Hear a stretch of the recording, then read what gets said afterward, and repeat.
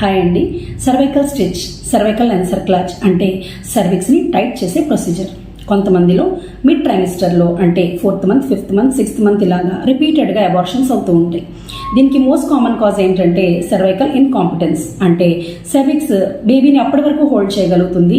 ఆ తర్వాత కొన్ని కారణాల వలన సర్విక్స్ షార్ట్ అయ్యి ఓపెన్ అయిపోయి బేబీ డెలివరీ అయిపోతూ ఉంటుంది.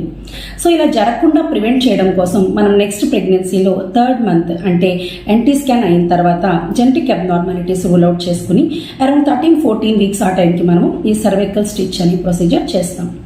అండ్ ఇది డే కేర్ ప్రొసీజర్ అండి. మీరు మార్నింగ్ వస్తే బై ఈవినింగ్ మీరు ఇంటికి వెళ్ళిపోవచ్చు.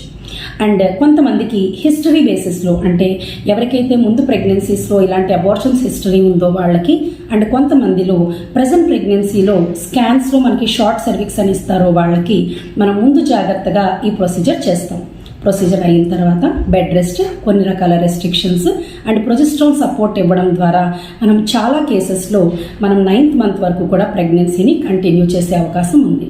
ఎప్పుడైనా మీకు నెలలు నిండినా ఆర్ ఎప్పుడైతే మీకు పెయిన్స్ ఏమన్నా స్టార్ట్ అవుతాయో అప్పుడు మనం ఈ సర్వైకల్ స్టిచ్ రిమూవ్ చేసి మనం బేబీని డెలివరీ చేయడం జరుగుతుంది.